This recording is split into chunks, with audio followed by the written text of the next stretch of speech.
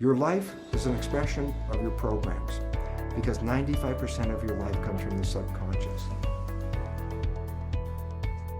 What would happen if your subconscious programs matched the wishes, desires, and aspirations you hold in your conscious mind? Twice a day, your brain is prepared to download information, and this is where you can reprogram your subconscious mind. The conscious mind, being creative, can learn from reading a self-help book, going to a lecture, watching a movie. The conscious mind can learn from something as simple as, aha, I just figured it out. So the conscious creative mind has many different ways of downloading information. But the two minds are not connected in the sense that if the conscious mind learns something, does it mean that the subconscious mind has learned this as well? And the answer is absolutely not. The conscious mind learns through its creative processes, but the subconscious mind learns primarily in two ways. I say, so what's different? I say, conscious mind, read a book, watch a movie, hear a lecture, it's downloaded, it already knows. Subconscious mind doesn't learn that way. The subconscious mind is a habit mind. Well, there's two ways to get programs into that subconscious mind. Number one was the way we downloaded information into the subconscious mind in the first 6 or 7 years of life, and that is this. The subconscious mind is operating at a vibrational frequency of theta, which is hypnosis. So it says, oh, yes, you can download information straight into the subconscious if your mind is in a state of hypnosis. So that's one way of acquiring a program.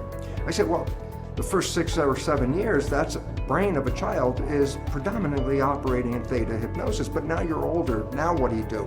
I go, well, here's an interesting fact. Twice a day, your brain goes through a period of theta vibrational activity. Twice a day, your brain is prepared to download information through hypnosis. I say, well, when does that occur? Well, remember, there are vibrational frequencies that ramp up. When you're sleeping, you're at the lowest vibrational frequency called delta. As you start to wake up, but you're not fully awake, that's twilight reverie. That's where you're just waking up and everything. You're still in a dream world, you're in the real world, you're mixing the two. That's a period called theta. So you go from dead sleep, delta, as you begin to wake, the vibrations start to go up and you're in theta. So there's a period of theta where hypnosis can occur. But as you get more awake, theta gets to a higher vibration. Alpha, that's calm consciousness. You're just waking up. You're doing your routine chores of getting ready to leave the house. And by the time you're getting ready to go to work or at work, your brain ramps from alpha, calm conscious, to beta, which is the active consciousness that we usually engage in the busy world in which we live. Well, then you come back home. Well, you've been operating in beta at work, and guess what? You come home, you start to calm down, your brain slips into the lower vibrational frequency, alpha, calm consciousness, and as you start to get ready to go to bed, guess what? From alpha, it drops down to theta as you start to fall off to go to sleep. And when you finally are in sleep, you go from theta to delta. So that means as you're going to sleep, as you're going from the alert state to the sleep state, you also pass through theta. So twice a day, your brain is engaged in theta. On the way in waking up, going from delta to higher vibrations, you pass through theta. On the way of going to sleep, you go from higher vibrations to delta and again pass through theta. So twice a day, your brain is in a state where it is in a state of hypnosis theta.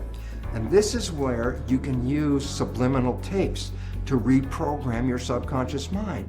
As you go to bed, if you put earphones on with subconscious programming to change whatever behaviors you want to change, as you're going to bed, those earphones on your head, as you go into theta, your alpha consciousness is now disappearing, you're in theta, and in that period of theta, which is twilight reverie, the recording of the tape is being downloaded straight into the subconscious.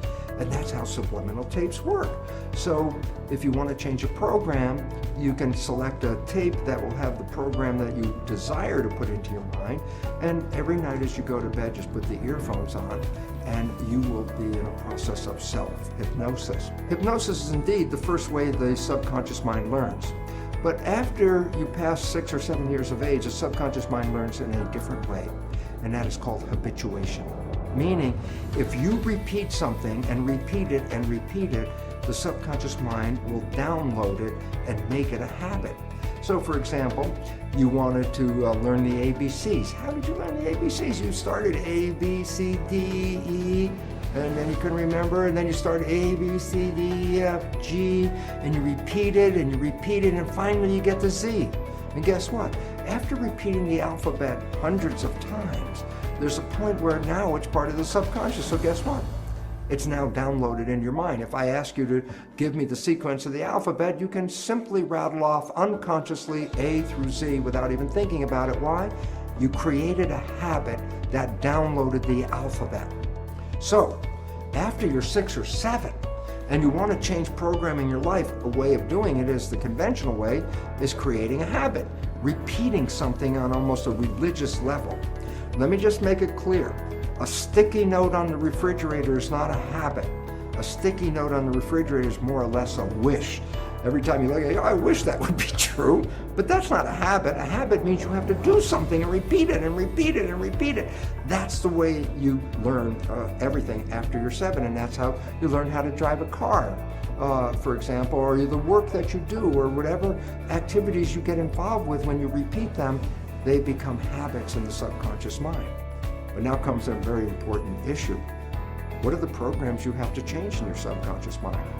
Especially important is the fact that most of these programs were introduced into you even during the last stage of pregnancy, the last trimester, in the first 6 or 7 years of your life. So I say to you, well, tell me about the programs that you learned when you were 1 year old. Tell me about the programs you learned when you were 2 years old. And you go, I don't know, I wasn't consciously aware of those things. I go, yeah, because consciousness started more around 6 or so.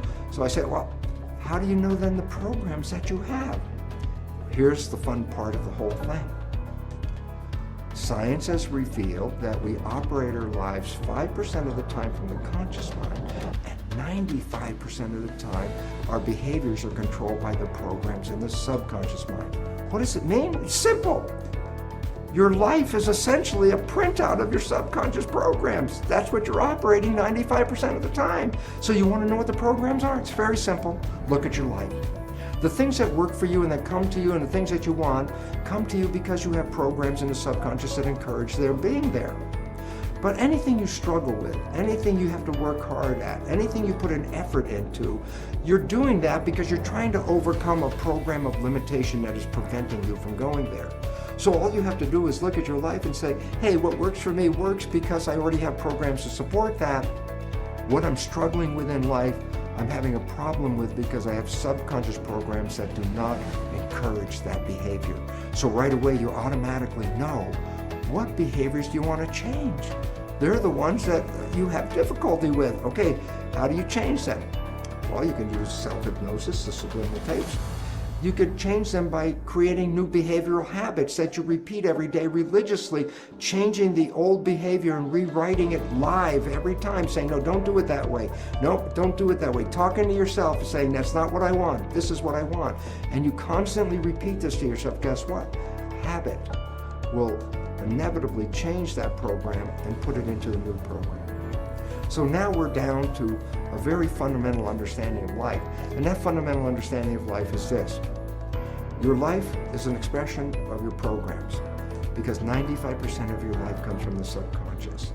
That if you want to change your life, you could do either 2 things.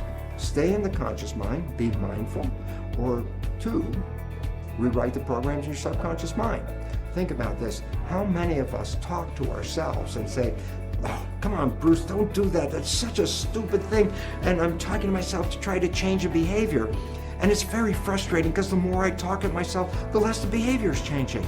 And the more I talk, the more angry I get with myself because I'm not listening to my own suggestions. And then I ask people to stop for a moment. I say, you're talking to yourself. Who are you talking to? And you say, well, I'm talking to my subconscious mind. I go, well, there's the problem. The subconscious mind is like a tape recorder. There's nobody in there. So all of that effort to try to change the subconscious mind by talking to it is a waste of time for a very simple reason. There's nobody in there to respond to your new wishes and your new desires. You actually have to engage hypnosis, habituation. What is the consequence of rewriting it? And the simple answer is this.